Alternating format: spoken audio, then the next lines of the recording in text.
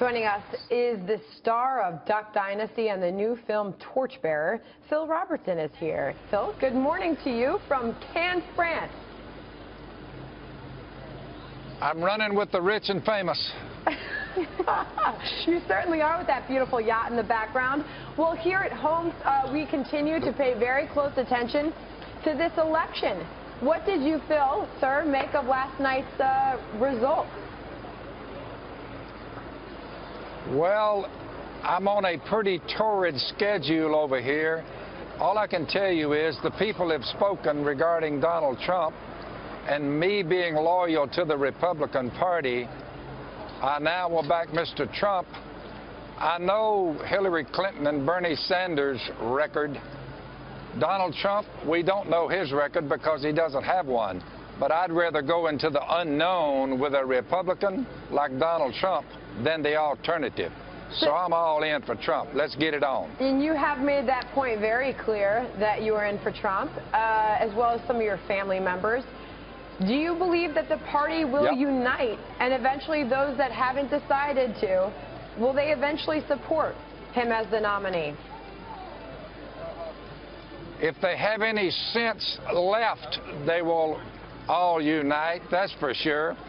It might not hurt for you folks to bring your camera crew down and show me having a Bible study with Mr. Trump so that he can learn a little more about what it means to love your enemies.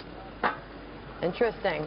We've got Robert Wolf on set with us, a Hillary Clinton supporter, and he's got a question for you. Yeah, I was just curious. You were early on for Cruz. What made you go with Cruz instead of Trump earlier on? Ted Cruz is a strict constitutionalist. I looked at the 17 guys who were running. I picked a strict constitutionalist in the line of Antonin Scalia and Clarence Thomas. And also I noticed that Mr. Cruz vets his thinking through the Bible. Me being a Bible man, I went with the strict constitutionalist, especially looking at in view of the Supreme Court and the appointees that will go there. So that's why I went with Cruz. Cruz lost. Trump has won. I'm loyal to the Republican Party. Therefore, let's go with it. Hey, Phil, I just want to ask you a question. Do you want to see Trump name names in terms of who he would appoint to the court, or nominate to the court, rather, since presidents don't appoint? If he does win in November, do you want to see that now, some names? Yeah. Yep. Yes, I want to see it. It would make me feel better or worse. That's what I'm saying. Trump is kind of an unknown, but I want to see his list. You have to remember, if you've never run for president, it'd be about like me running for president. It'd be some, let's just say that Mr. Trump may be a little rough around the edges, but so am I.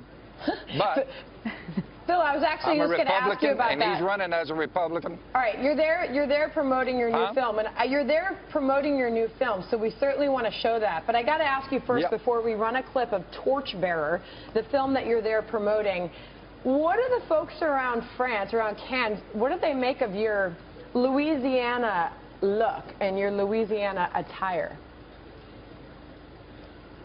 I think maybe they're... let's face it, I scared them. All right, here's your film, Torchbearer. It focuses on the Western world's relationship with God. We're going to take a listen. In the absence of God, the man with the biggest stick determines your worth. Caesar demands his pinch of incense. Violence, decadence, political anarchy, moral decay. Welcome to the city of man.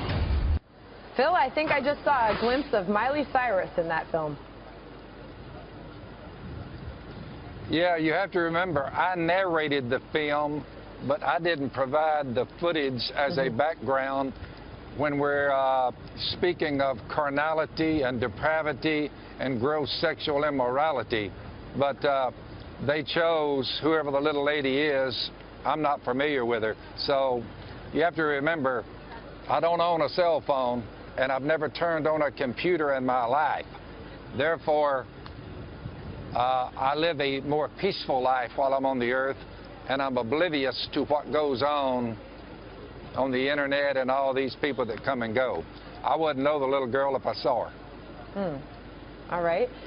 So you're there promoting the film, but you're at the same time still staying obviously very politically active, endorsing Donald Trump. You are a businessman, sir. We're a business network. What is a President Trump going to do for the state of this country, do you believe? Well, I will just remind you, last week, our current president stated that he has a pet peeve with people like myself who started Duck Commander with one duck call and a dream. What our current president said is that some people have the erroneous notion that hard work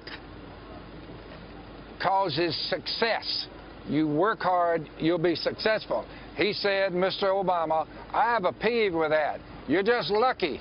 It's all luck.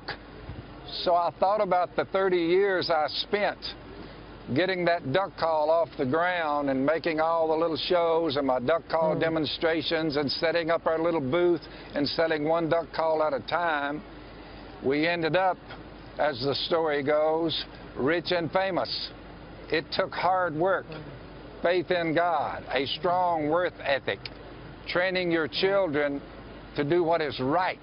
At the end of the day, I looked up and my children now run the country, and I'm running with the rich and famous, as it turned out. What can I say? Okay. It took hard work, and I don't think there's that much luck on the earth. Give me a break. All right.